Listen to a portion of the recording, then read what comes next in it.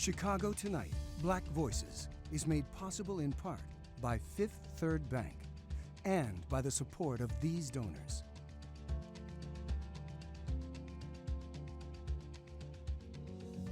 At Fifth Third, we believe when diverse voices are heard and empowered, communities are made stronger, lives are made better, and the future holds greater promise for all. That's why we're proud to support Chicago Tonight Black Voices. Together, we can make a difference. Together, we can drive change.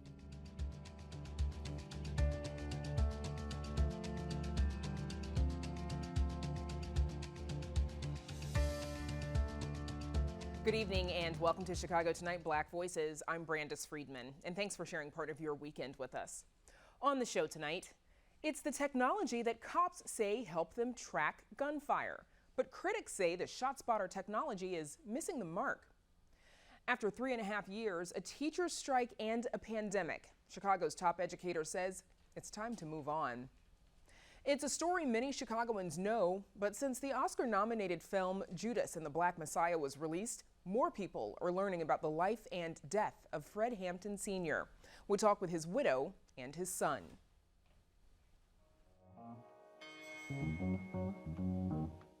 And Stitches in Time, an exhibition blends music, history, and fabulous fabrics at the Art Institute.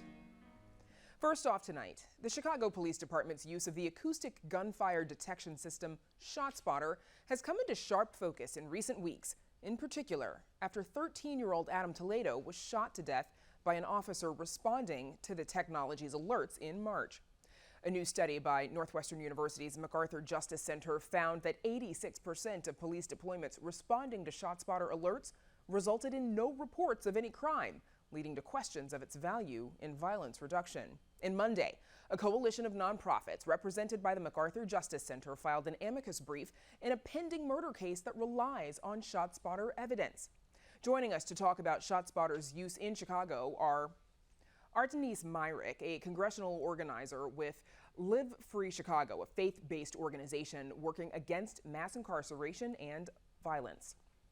Jonathan Maines, an attorney with the MacArthur Justice Center who spearheaded the study, and FREDDY Martinez, director of Lucy Parsons Labs. That's a transparency, police accountability, and digital security nonprofit. Lucy Parsons Labs was among the organizations who filed that amicus brief. We also invited the Chicago Police Department to join this conversation, but received no response. And we invited ShotSpotter to send a representative, but they declined, instead sending a statement that we will get to in just a minute. But first, I want to get to you, Jonathan Maines. ShotSpotter claims a 97% accuracy rate. How do you define accuracy? How do they define it?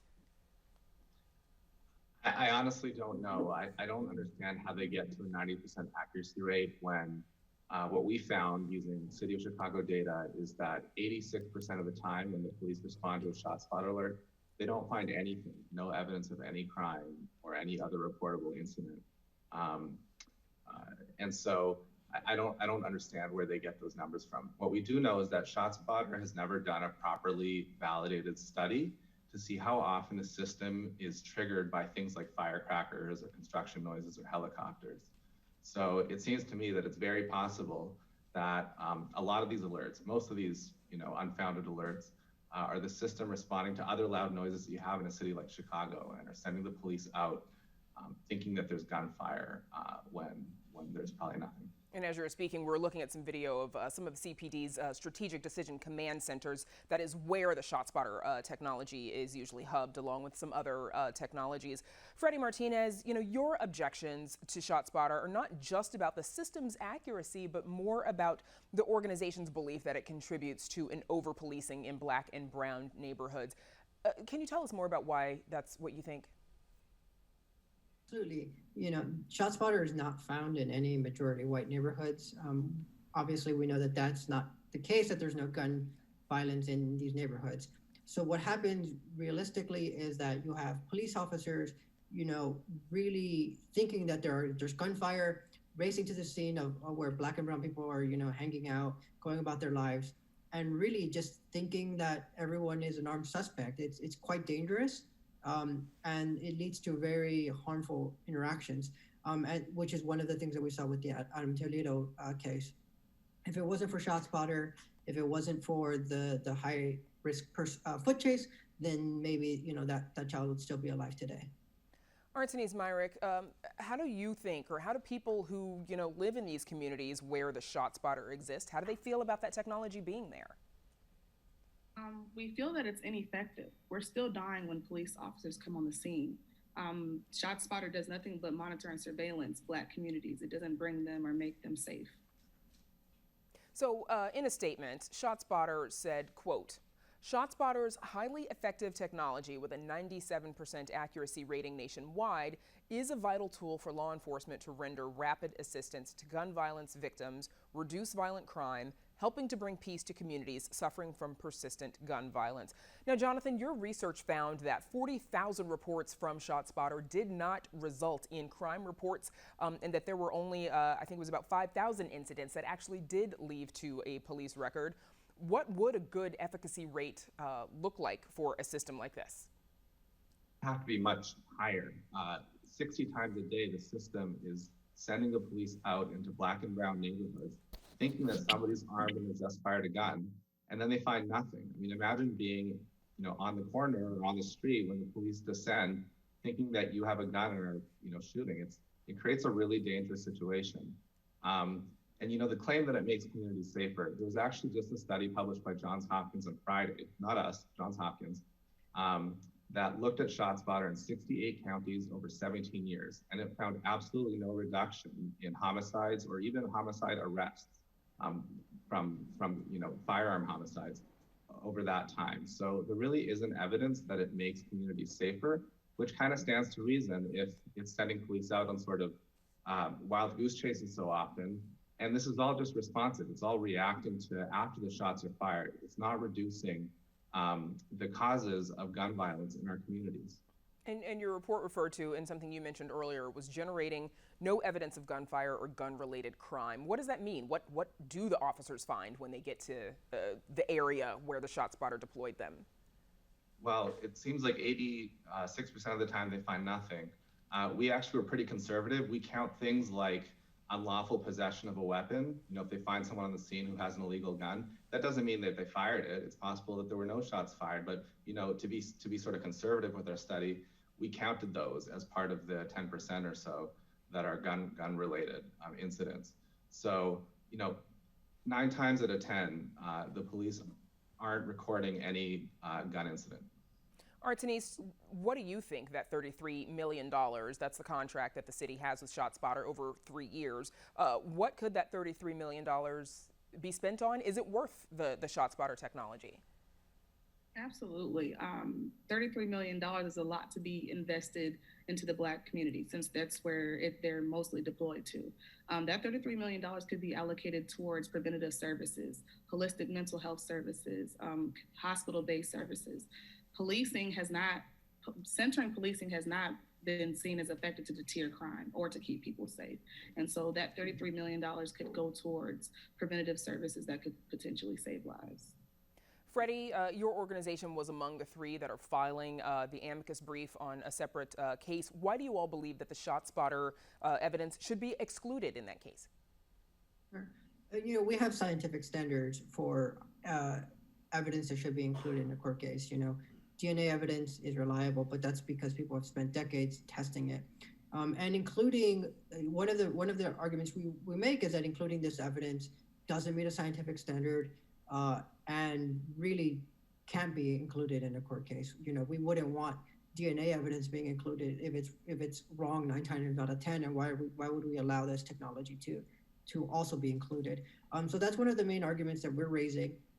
Because if we allow this technology to be used in this way, we're really allowing people's civil rights and their criminal rights in court to be taken away from them in a way that we've never intended.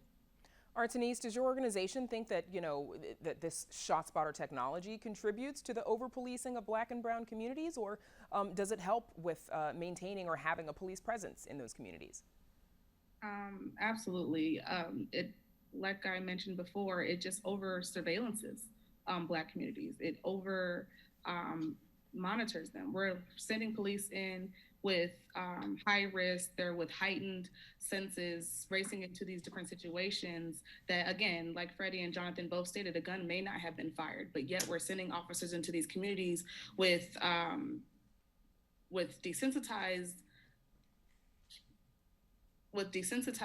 types of attitudes, because again, 86% of this has been shown to not be effective or to find guns. And so the Black and brown communities are just, again, centering police strategies, and we do not need police strategies. We need new tactics that can help mitigate trauma, help mitigate death and homicides in our communities, not policing. Okay, that's where we'll have to leave it. My thanks to Jonathan Maines, Freddie Martinez, and Artenice Myrick for joining us. Up next, one-on-one with outgoing Chicago Public Schools Chief Janice Jackson. Stay with us.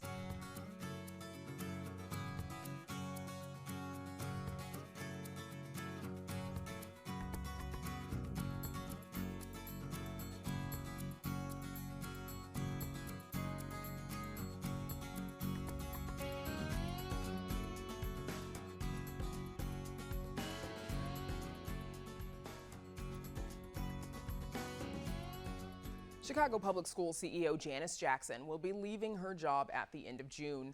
This comes as the district makes plans to return students to the classroom full-time in the fall. Jackson's tenure has been marked by an unprecedented move to remote learning during the COVID-19 pandemic and a 15-day teacher strike in 2019. Last week, we spoke with Jackson one-on-one the day she announced her departure from what she has called her dream job. I began by asking her if the move was bittersweet. Yeah, Brandis, I mean, of course it's bittersweet. People who know me, like I know we know each other. I live and breathe education in Chicago Public Schools, in Chicago in general. So it was definitely a bittersweet decision. I thought long and hard about it. But I honestly feel like I've done my work. I've served CPS for 22 years, and I'm looking forward to contributing in other ways to public education. But it goes without saying, this has been the greatest honor of my life. How many people get to say they have a dream and actually accomplishment? So I'm forever grateful to all of the leaders here in Chicago that afforded me this, and obviously God for making it possible. Why are you stepping down, and why now in particular? I think we all know it's a very tumultuous time for schools right now. You know, I've been in CPS for 22 years, senior leadership the past 6.5 to 7, and it's always a bad time to step down. And so that's one thing that I've learned. But to me, my biggest goal and North Star this year was having our students return to in-person instruction after the pandemic. I've made no secret about how this pandemic has impacted me personally. And I know that it has impacted our students in ways that are, you know, we don't even know, and we won't know until we get them back in our buildings full time. But for me this year, it was really about, let's get all of the students back in school who want an in-person option and really lay the groundwork for full 5 days in person for everybody in the fall. And that's exactly how I intend to spend the last 2 months as I wrap up my time here. But there's never a perfect time. But if I had signed another contract, the kind of person I am, I would have felt obligated to give it another 4 years. And when I did that in my calculation, it just felt like now was the right time to make that break. Now, your tenure at CPS, it included the longest teacher strike in 30 years. In that time, even when you were chief education officer, there was a near strike in 2016. Where would you say the relationship between CTU and CPS stand right now? Well, you know, what gets reported publicly and what it really is always different, right? I mean, I have productive conversations with President Sharkey all the time, but, you know, it's no secret that, you know, it's hard for us to make decisions and get on the same page when it's about, you know, what's going to happen with our kids in schools. And look, I agree with almost all of the issues that have been raised and advocated for by the teachers union around, you know, quality schools and the resources that schools need. I've been very disappointed in some of the tactics and the ways in which politics have kind of taken over that discussion. I think most educators feel that way. And so my wish moving forward is that when a new CEO is selected, it's going to be through a very collaborative process that the mayor's office is leading, and support with our Board of Education. I really hope that they give the next person an opportunity to lead and to understand that we can make change, we can advocate and get all the things that our schools deserve without, making a toxic environment, because our kids are watching and we have an obligation to show them that we can do this right and do it well and do it in a professional manner. Your last two predecessors left under ethical clouds. Former CEO Forrest Claypool left after an Inspector General investigation. The CEO before him, Barbara Byrd Bennett, went to federal prison. How much of your job these last 3.5 years has been involved with cleaning up the district? Well, I don't know if that's the right term, but I think leading with integrity has always been something that's critically important to me. And so it broke my heart to hear people talk about CPS, and there's still some vestiges of that. So it was really important for people to see that, the people who work here, the vast majority of the people who come here because they want to make a difference. And there are amazing people, not only working in our classrooms and leading our schools, but working here in central office. And I just wish the public had more visibility into the kind of conversations, how hard people work, the blood, sweat, and tears that we all pour into this district every single day, in hopes that we can just make the lives of each and every student better as a result. And so that was always important to me. What is your advice to the next leader, the next CEO of CPS? I haven't written that letter yet. I will definitely leave something behind. My advice is the same to all educators, that you have to put children first. And I know that sounds cliche, but it truly is difficult to do for some people in these roles. But I think when you do that, people see that authenticity, and even when they disagree with you, they at least give you the benefit of the doubt, and the door is always open. I'm proud to say that every relationship that I've had to engage in or manage as a result of this role, the door is still open. And that's because people know my heart, they know what I'm about, and they know that I will always do whatever is within my power to make things better for our kids. And so I hope that the next person comes in with that perspective and that philosophy, and to be quite honest, that humility. I learned so much from talking directly to the people who I'm serving, and my wish is that the next CEO has a similar perspective on servant leadership.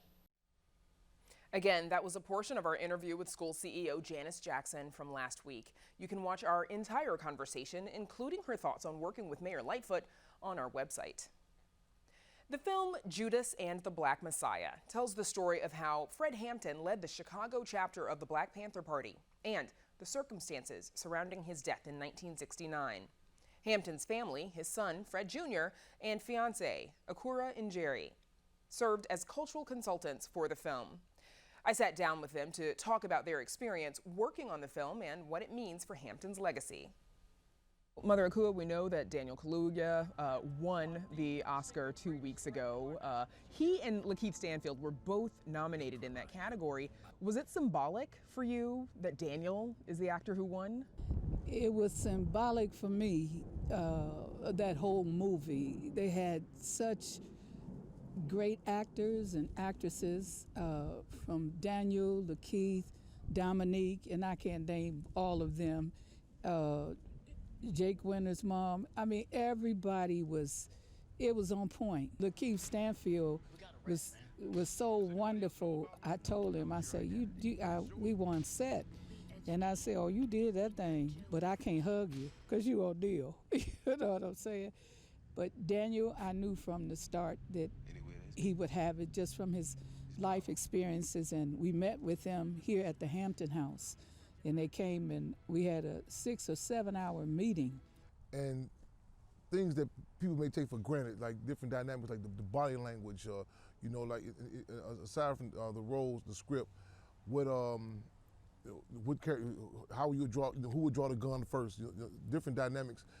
And there was, as she said also, there were different times of a lot of struggles with what our political position may have clashed with what may have been, creatively speaking, advantageous. So we try to struggle for some points of unity, because our position is we're not going to compromise the legacy of Chairman Fred or the Black Panther Party.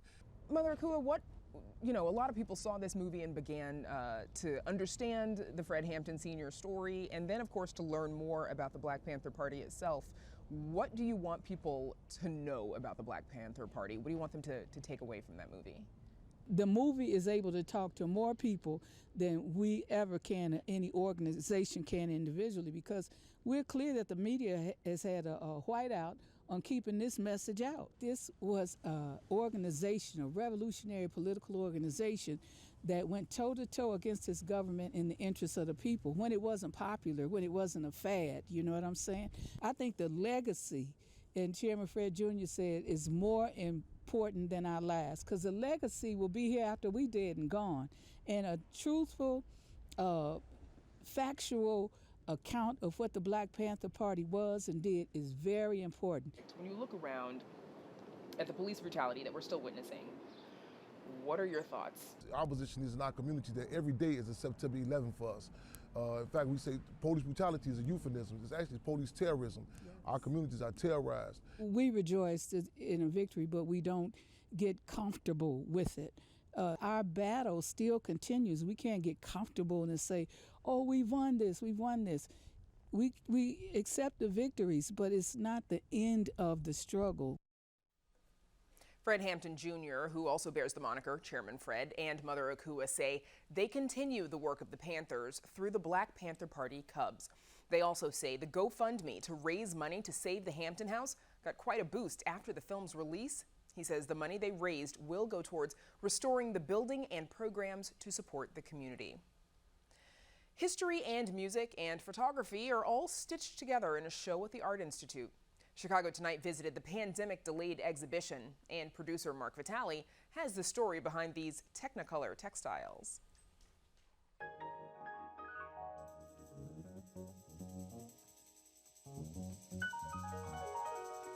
They may look like paintings or photographs, but they are quilts inspired by documentary photos from the Library of Congress and family snapshots. We spoke with the artist from her home studio in New Jersey. It's like walking through a family photo album that was life-size. I like the idea that we're seeing them and they're also seeing us. And we're looking at them from whatever time they came from. Some of my photos could have been taken from the 1850s or the 1940s. And they're looking back at us in our time.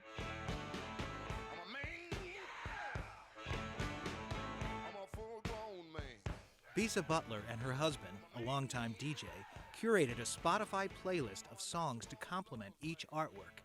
And she adds notes of visual elegance to her subjects. I'm looking at people during World War II, a lot of the photos that are in the exhibit, and Black people in the South and in the Midwest were struggling. And so sometimes their clothing is worn and frayed, or sometimes they don't have on shoes, or the hat could be torn. And because I'm sewing in my nature, I feel compelled that I have to fix those things. Need a little help, y'all. Yes, need a little help. My mom and my grandmother taught me to sew. My mother was a French teacher and my grandmother was a homemaker, but they were always trying to make replica Christian Dior gowns or replica Halston. I think about myself being like one in the succession of this long line of quilters. And that's one thing that I really love about quilting, that it grounds you in this history of women creating. Now, Butler's modern works are installed in galleries usually reserved for centuries-old European painting and sculpture. It's mind-blowing having my installation above that grand staircase. It's been trippy and wonderful. We asked an Art Institute textile curator for her take on the artwork. There really is a very sculptural quality, and even in many of them, a sense of motion. You can notice it particularly in the faces and in the hands, and you'll see really, too, an evolution of her practice in the works in the exhibition, where you can see how she's adding additional layers and stitching more to really create these sculptural effects. Bisa Butler also pays tribute to Afra Cobra, the influential Chicago art collective that emerged in the 1960s. I went to Howard University, and our professors in the painting faculty mostly came from the Afra Cobra group. And they basically represented, I would say, one of the visual artistic arms of the Black Power movement. The philosophies that they had was that artists' work should reflect the community. You know, I hope that my work can inform and educate people and also speak to people's sensibility of looking into each person as they pass as a real human being who deserves respect and recognition, just the same way you would look at a piece of artwork. For Chicago Tonight, this is Mark Vitale. Some brilliant colors there. Bisa Butler's show is on view at the Art Institute of Chicago through September 6th, and her artwork is currently projected onto the Merchandise Mart each evening as part of the Art on the Mart series. And that's our show for this Sunday night. Be sure to check out our website, WTTW.com/news, for the very latest from WTTW News. And join Paris Schutz and me tomorrow at 7 on Chicago Tonight. Now, for all of us here at Chicago Tonight Black Voices, I'm Brandis Friedman. Thanks for sharing part of your weekend with us. Happy Mother's Day. Stay healthy and safe, and have a good night.